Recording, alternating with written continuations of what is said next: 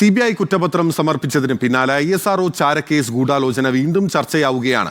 നമ്പി നാരായണനെ കള്ളക്കേസിൽ കുടുക്കാൻ ബോധപൂർവം ശ്രമിച്ചെന്ന കേസിലാണ് കുറ്റപത്രം. മുൻ DGP CB മാത്യൂസ്, ഗുജറാത്ത് മുൻ പോലീസ് മേധാവി RB ശ്രീകുമാർ എന്നിവർ ഉൾപ്പെടെ 5 പ്രതികൾക്കെതിരെയാണ് കുറ്റപത്രം. നടപടിക്രമങ്ങൾക്ക് ശേഷം തിരുവനന്തപുരം ചീഫ് ജുഡീഷ്യൽ മജിസ്ട്രേറ്റ് കോടതി കുറ്റപത്രം വിചാരണയ്ക്കായി CBI കോടതിക്ക് കൈമാറും. ശാസ്ത്രജ്ഞനായ നമ്പി നാരായണനെ ISRO ചാരക്കേസിൽ ഉൾപ്പെടുത്താൻ ഗൂഢാലോചന നടത്തിയെന്നായിരുന്നു സുപ്രീം കോടതി നിയോഗിച്ച കമ്മിറ്റിയുടെ കണ്ടെത്തൽ. തുടർന്ന് കേന്ദ്ര ആഭ്യന്തര മന്ത്രാലയം അന്വേഷണം CBIക്ക് കൈമാറി. CBI ഡൽഹി യൂണിറ്റ് അന്വേഷണം പൂർത്തിയാക്കി നൽകിയ കുറ്റപത്രമനുസരിച്ച് ആകെ 5 പ്രതികളുണ്ടെന്നാണ് സൂചന.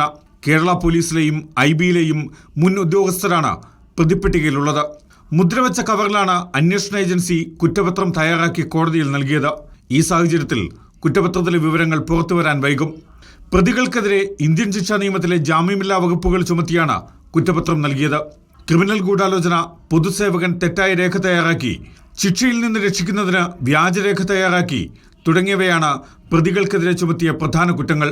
കുറ്റം സ്ഥാപിക്കുന്നതിനു വേണ്ടി വ്യാജ തെളിവുകൾ നൽകി, വ്യാജ തെളിവ് നിർമ്മാണം, ഭയപ്പെടുത്തി കുറ്റസമ്മതം നടത്താൻ അന്യായമായി തടങ്കലിൽ വെച്ചു തുടങ്ങിയ കുറ്റങ്ങളും പ്രതികൾക്കെതിരെ ചുമത്തിയിട്ടുണ്ട്.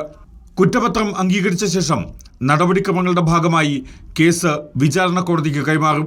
തിരുവനന്തപുരം പ്രത്യേക CBI കോടതിയാണ് കേസിലെ വിചാരണ നടപടികൾ പൂർത്തിയാക്കി വിധി പറയേണ്ടത്. Legal desk reporter.